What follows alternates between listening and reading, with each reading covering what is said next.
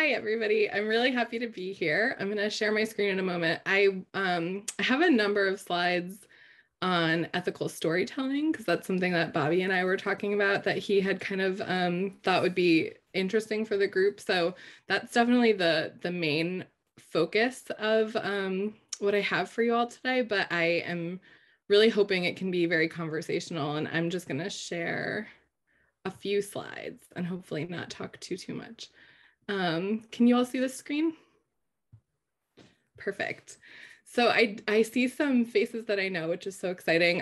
But my name's Quinn. I'm from an organization called HeartSpeak, and we are a small but mighty national organization that really exists to make all things marketing easier.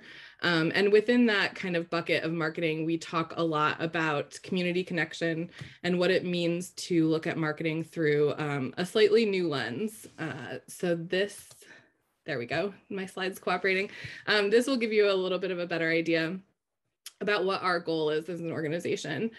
So we design tools, we create trainings, including virtual and in-person training, and really work with a number of creatives and artists to try to amplify the life-saving and critical work of animal shelters and rescues.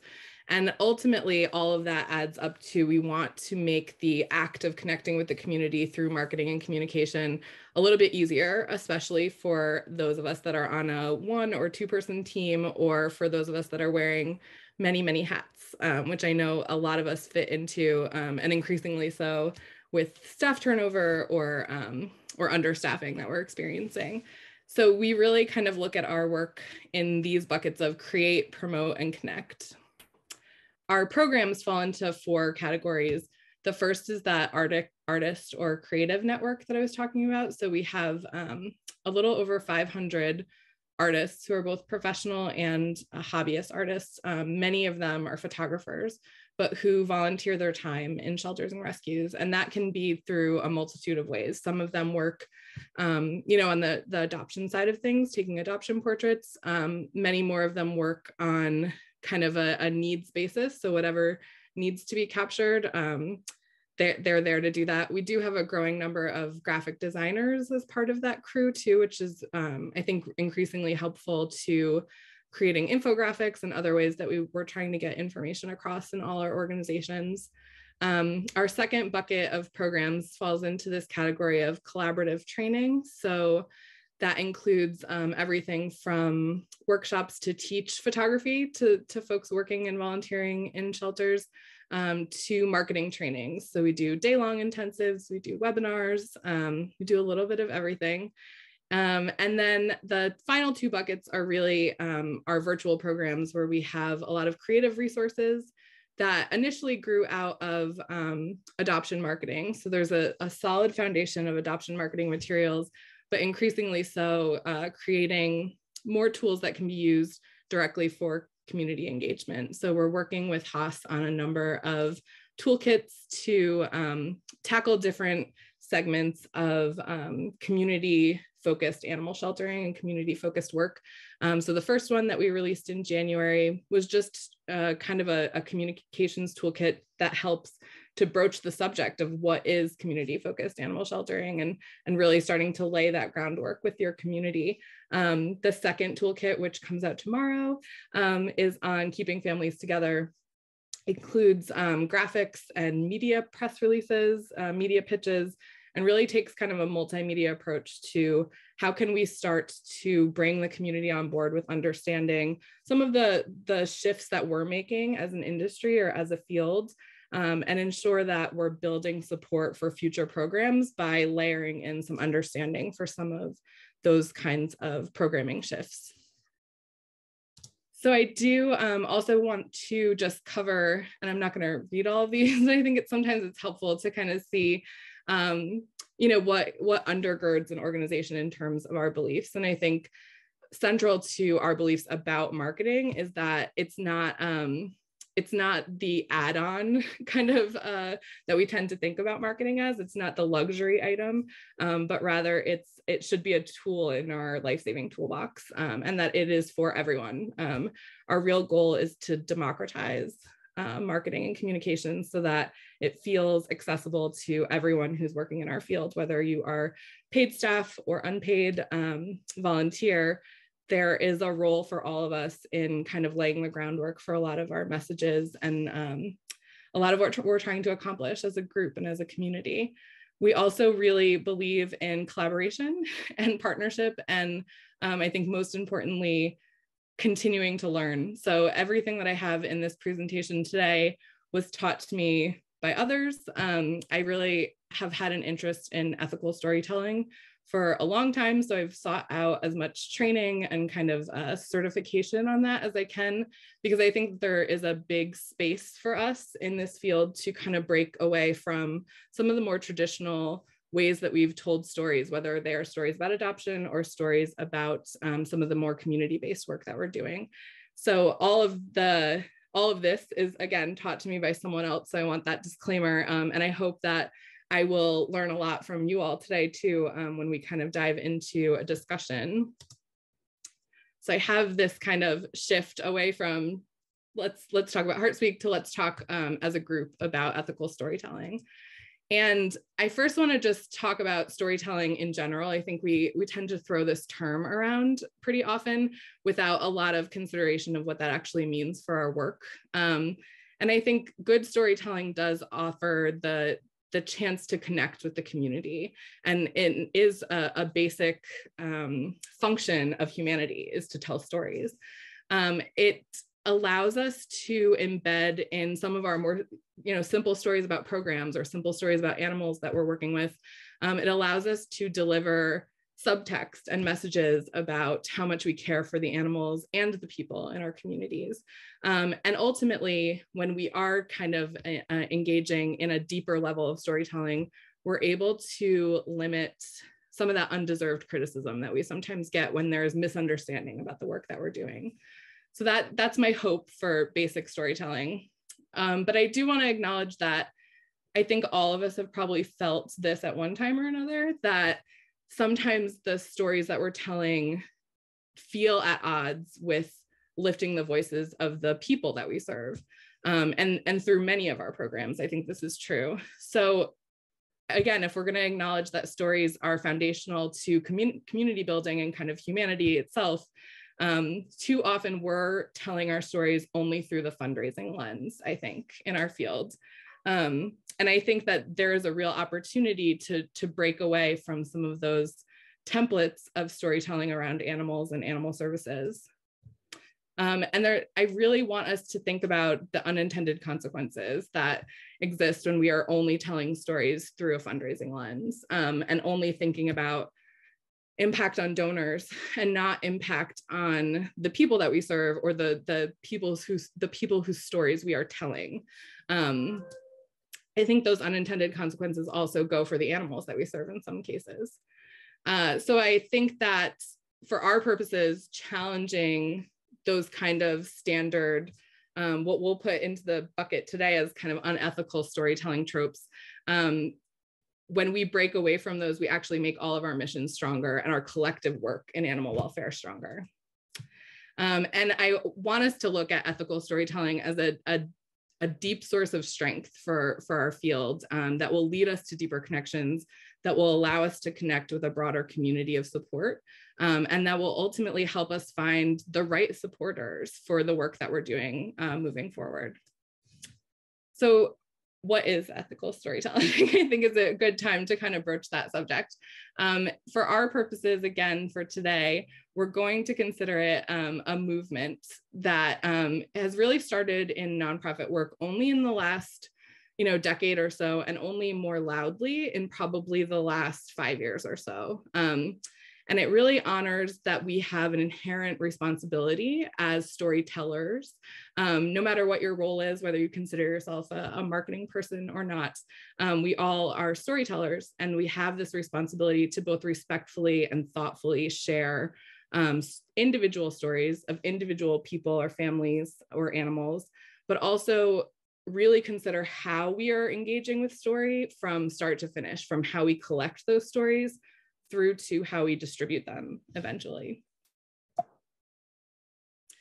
So I want to take a break from that for a moment. And I would love for you to interact either by just unmuting and shouting out, or just dropping in the comments, because I think we can easily relate this idea of ethical storytelling to some of the practices within our field. So I would love for you to just write in the chat, or again, speak out about what kind of emotions this photo makes you feel. What are the first things that come to mind when you see this, just right off the top of your head?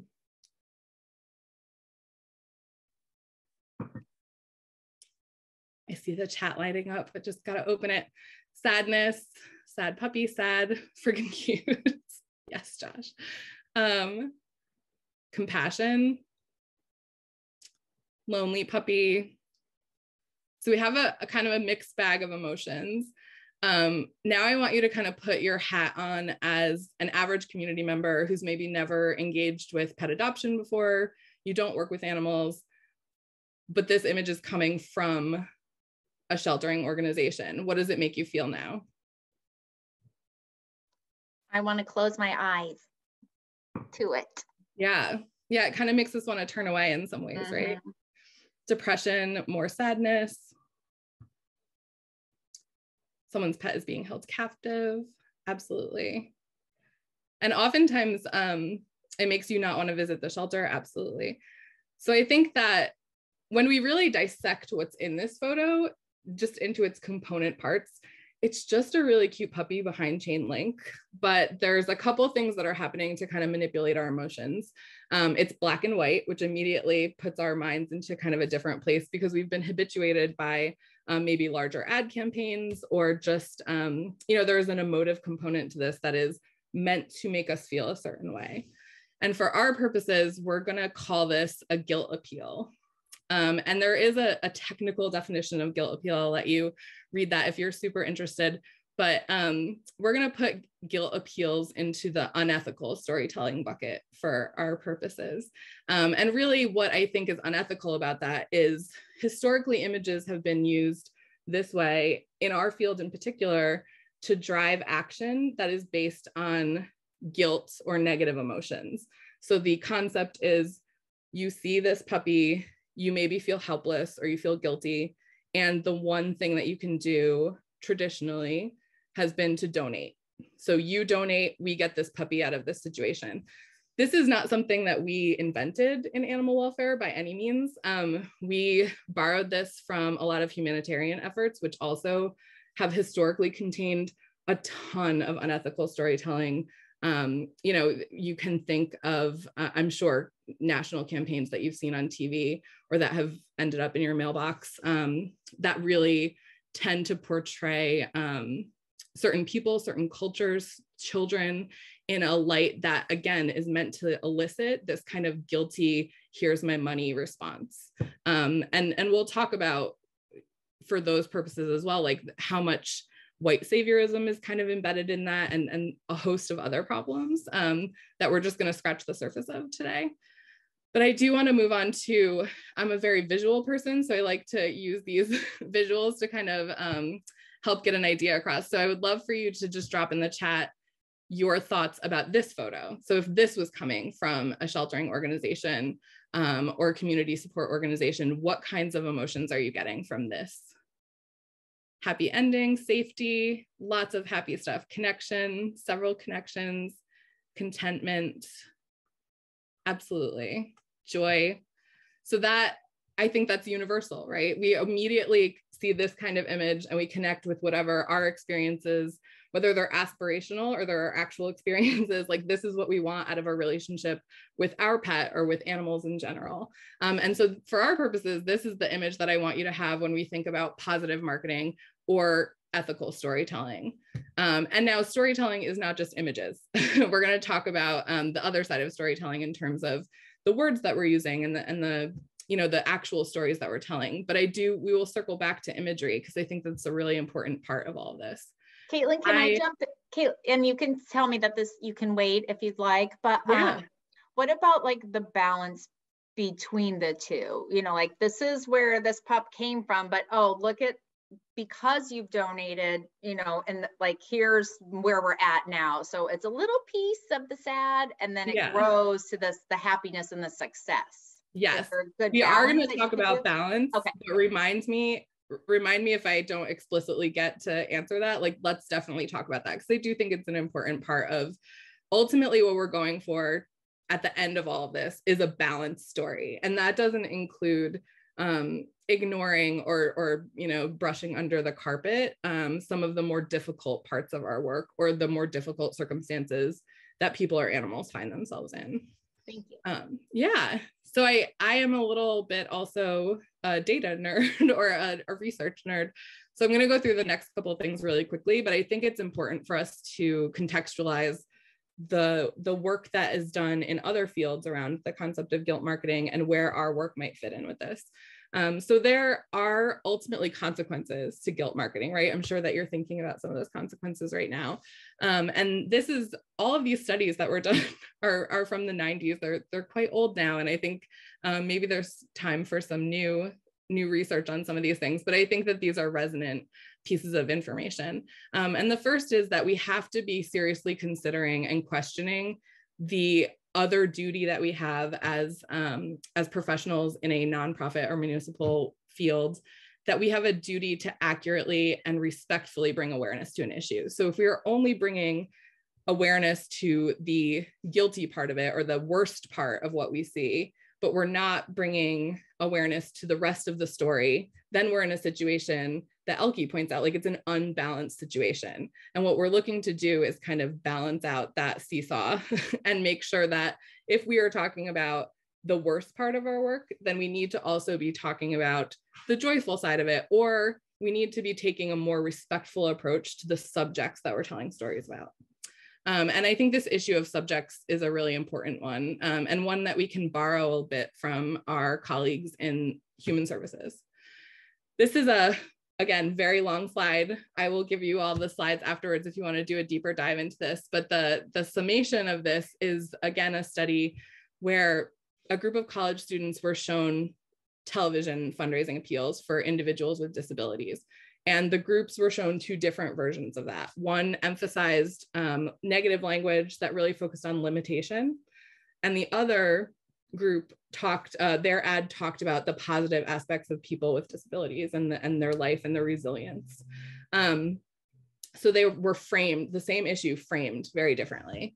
And what is so interesting to me about the results of that is there were no significant differences among the participants in terms of what they would donate, the size of their donations. So ultimately, two very differently framed campaigns raised essentially the same amount of money. But the students who were shown the positive video expressed much more positive views about people with disabilities as a whole.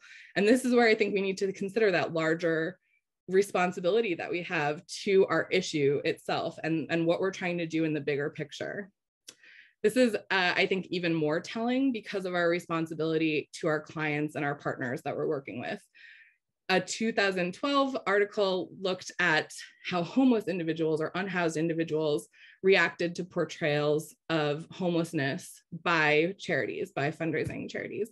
And I think this is a really important thing for us to keep in the back of our minds. The individuals who participated felt that the images used were too simplified and utilized overly pitiful images of homeless people and failed to contribute to any understanding about the issue itself. So I think this is where we have to ask ourselves, if historically a lot of our stories have been told for fundraising purposes and we are raising funds, what is the downside to that? And are we ultimately telling stories that are not helping people understand more about our issue or really tackle deeper foundational problems that we now want help to kind of tackle together as a community? And it's no wonder sometimes that people are reacting poorly to some of the shifts that we're making, or really just without understanding, when they've been so habituated to a very specific style of storytelling and fundraising, right? So that's it for the research and data. I think traditionally, if we're talking about storytelling, and this is for nonprofits in general, this is, again, not limited to animal welfare organizations, but our stories are often oversimplified, and we don't often celebrate small or incremental victories, right? So we go for the biggest story arc. So the dog that was lost for 382 days that was found across the country, not the dog that was found 3 blocks away from home and was found by a community member who then helps get that dog back home without ever entering the shelter, right? We also tend to really emphasize, in general, hardship. And that can lead to exploitation, right? This is why we have been conditioned as viewers of TV or just consumers of content out there in the world. We've been conditioned to see a black and white photo of a dog behind a fence and immediately think of Sarah McLachlan songs or campaigns that are asking us for our 30 cents a day, right? Because we've been conditioned to that kind of framing of stories. And that kind of exploitation, especially when we separate it from animals and talk about how humans have been exploited by that kind of campaign, ultimately leads to this issue of poverty porn, which I have a definition for anybody that's not familiar with that term. But really it's this idea of depicting the most graphic qualities and vulnerabilities of a human situation for the purpose of, again, hitting that emotional button and trying to get someone to take action, typically with money. And ultimately, traditionally, we've emphasized the organization. This is what we have done for so-and-so and their pet, and not the person or the subject of the story, and celebrating how they are living their life and how we played a very small role in that. So again, it's slight nuanced tweaks to the storytelling that we've done, but I think that they are significant in the way that ultimately we're making an impact on our communities. I'll go a little bit faster. I feel like I'm taking more time than I had promised to take. But I also want us to really consider this idea of power imbalances in storytelling. And this kind of shifts now to the act of collecting stories from our community members. There is often, especially if we're talking about community services like a pet food pantry or vaccine clinics or anything that is taking place in the community, there's often this reciprocity that ends up happening either intentionally or unintentionally, where we say, yes, you can have your vaccine today, just sign this form so we can take your photo. And when we are not really taking the time to frame that transaction with that person and letting them know that it's completely optional, or that we respect the fact that maybe they feel unsafe if their image is out there, or really just considering the broader consequences of collecting that story or that image without true consent, there is ultimately a decision on the part of that person to say, oh, I either get to partake in this service or not, based on my ability to consent to this photo or to telling my story. And again, I want to give us the benefit of the doubt that we are unaware of that power dynamic and that we're really, we're doing this unintentionally. I really think that's true. But I also think that once we know this, we really have a duty of care to our clients and our partners to really think deeper about this. There's also things that we have to consider about all of the different clients that we serve, right? So in some cases, there really is a fear over the lack of where that story is going to go. So if we're not clearly telling someone or clearly including in whatever kind of consent form that we're using that we promise to only use this for X amount of time, or we're requesting that you give us, some parameters around how you would like this image to be used. There's also the fear that if they hand over their story to you and you're just taking quick notes, or if you don't seem engaged with how they're telling you their story in that moment, that you are then going to kind of put that story through your filter and that it's going to end up told inaccurately. We also risk, with certain populations that we're serving, re-traumatization, right? So if we're serving clients who are in a domestic violence shelter or who have experienced a fire or any kind of traumatic event, and it's not for us to define what's traumatic and what's not, asking them to tell their story in that kind of transactional way risks putting them into a state of re-traumatization by having to tell you that story. And ultimately, all of this can kind of go under this umbrella of it strips our participants of their agency, of their control over their own story. And that's really one of the core kind of tent poles of ethical storytelling, is ensuring that your participants have control and freedom with their own story. So moving forward, if we're going to move away from that kind of more traditional way that we've been doing things, and again, when I say we, I mean like the big we of nonprofits in general.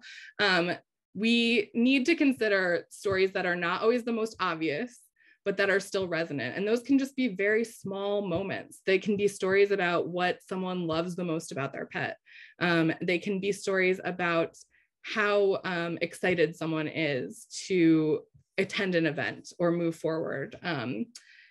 We can also emphasize those small victories, right? Not everything has to be the most dramatic story arc of the dog who was lost 7 years ago and so far away. And there is this concept that Michael Cass, who really started a big movement towards ethical storytelling, calls the double bottom line of stories. So a double bottom line means that it's good for the organization, that it really supports the mission and the direction of the program, but it also supports the trajectory of that person's life, because in this moment they may need support, but 5 years from now they may not, and they don't necessarily want you telling their story as someone who needed support 5 years from now. So it really kind of takes into consideration all these different things that fall under that unintended consequences umbrella.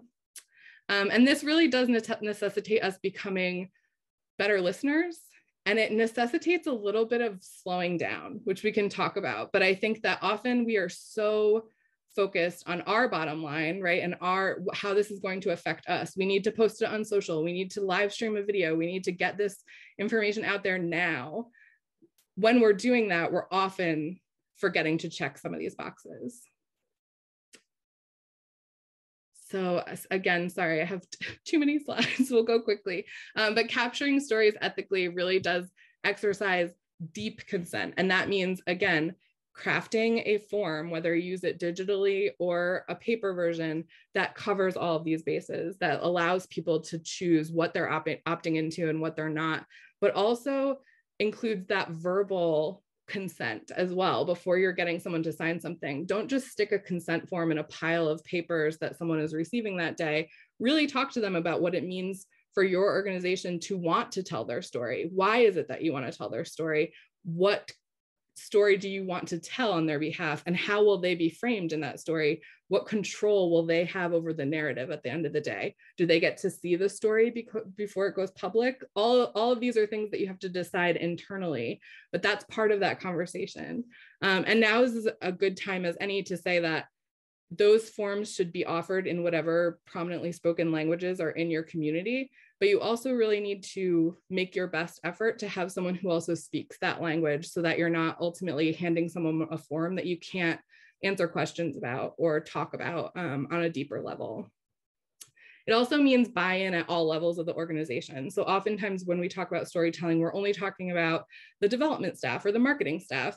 And really what we're talking about today is an organizational and cultural shift to looking at stories in this very different way. And you need everyone to buy into this for it to be truly effective. You need everyone to respect the fact that stories are precious and that they are intertwined with someone's identity, and that they are bringing a deep respect to that practice. And ultimately that means practicing empathy and really asking, would I tell this story publicly if this was my story? Would I be happy with the way that this is being told? And sometimes that means that we really have to do a deep amount of work to assess our own biases around that, because maybe we can't relate to that person's story because we've never experienced anything like that. And in those cases, all the more reason to do some very deep, thoughtful work about how that story is being told publicly. So best practices, into some more tactile things for us to grab onto, because so far I know this has been very philosophical, but we really want to use their own words. So wherever possible, if you are capturing a story that is going to be told for whatever purpose, do your best to make sure that that's being recorded, whether it's video or even, on your phone. Make sure that it is ultimately happening in that person's words and that they are approving of the way that story is being told.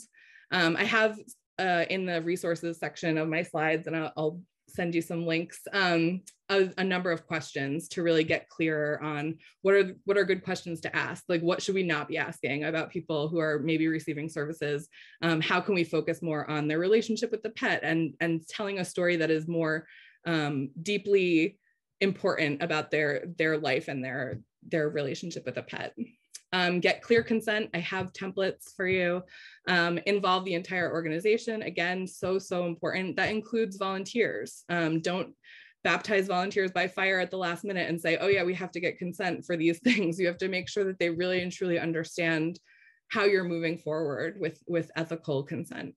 And talk about difficult things by emphasizing the resiliency, which I think that that is where we can kind of dive deeper on your question, Elkie. But I think that is the ultimate answer here, is like, we can still talk about very difficult conversations, but the focus is different. The framing is not on the what happened to them, but about where are we going from here.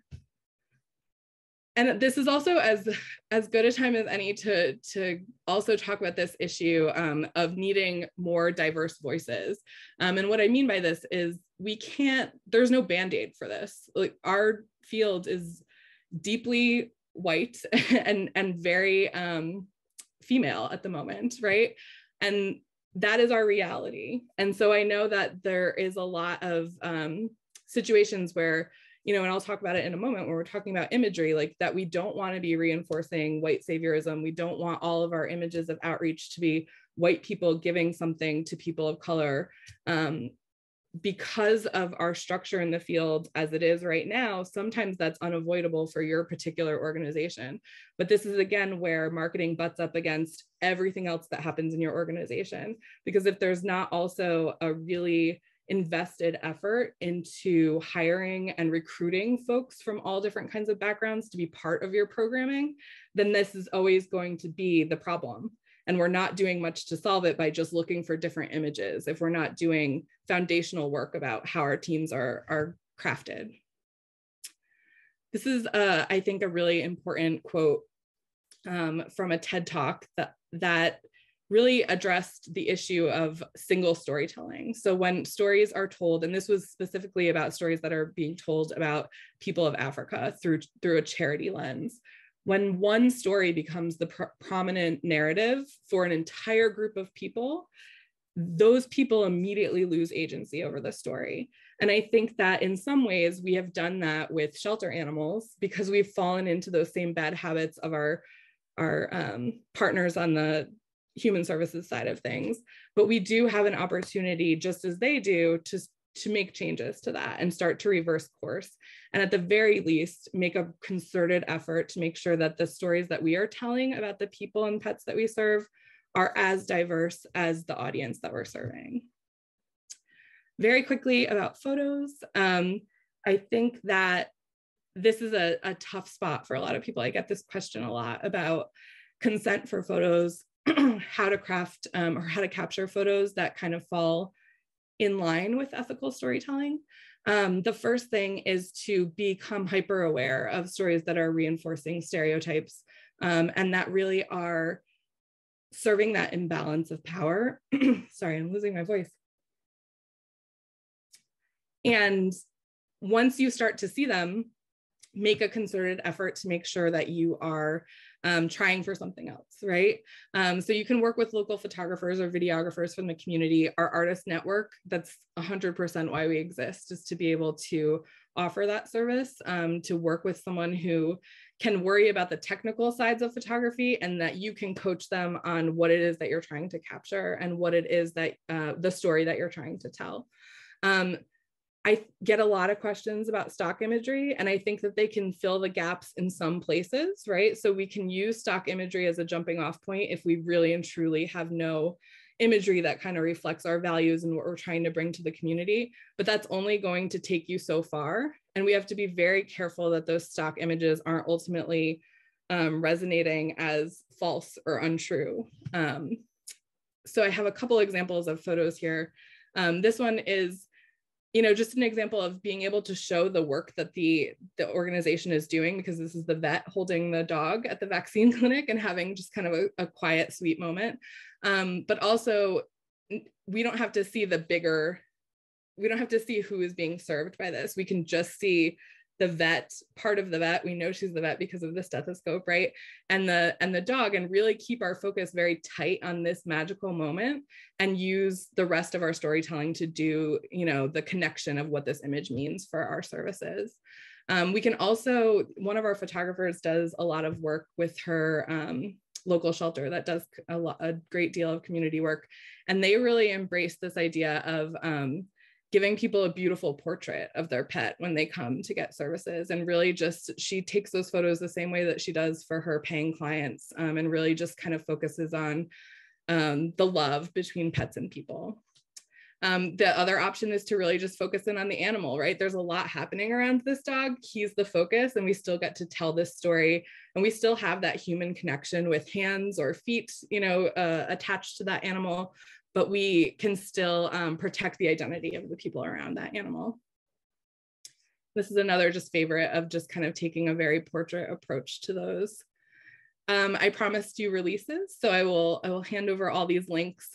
This is one of my favorite media consent forms because it's very, very clear about what someone is consenting to and the time, you know, time constraints around it. It allows them to pick and choose what pieces of their identity they do want to share and they do not want to. You can also consider, if you need a virtual option, there are model release apps that photographers use that you can have someone fill out on your phone. And typically you can customize the information that's attached to those. But just realize that people are less likely to read and really fully consent when something is on someone's phone and they're standing there holding it in front of them. One last kind of call for something that I think is very specific to our fields. We run the risk of real, not necessarily unethical storytelling, but real misunderstandings in our storytelling when we fall into the trap of talking to the public the way that we talk to each other and using a lot of the language that really is so very unique to our world, and making the assumption that people are going to follow us on that journey, right? So this is just a very small smattering, and this is another thing that I'm very passionate about. So if anybody wants to talk about, you know, jargon and language at any point, I'm here for that. But I do want to move on. So I guess my take home message to you is this is a big lift. Ethical storytelling is something that is being talked about in a lot of different nonprofit and human service fields. And there's a lot of folks that are intrigued by it. And there's a lot of folks and major organizations that are just kind of ignoring this. But I think that we have a very unique moment in our fields with the direction that we are taking animal services to get on board with something that could be groundbreaking for us from the very beginning and not have to go back and retroactively change our mistakes. And I'm sure we've all made mistakes. And that's the biggest thing that I've learned about ethical storytelling is every single one of us has made a mistake or fallen into one of these traps. And that doesn't preclude us from moving forward and trying not to make the same mistake again.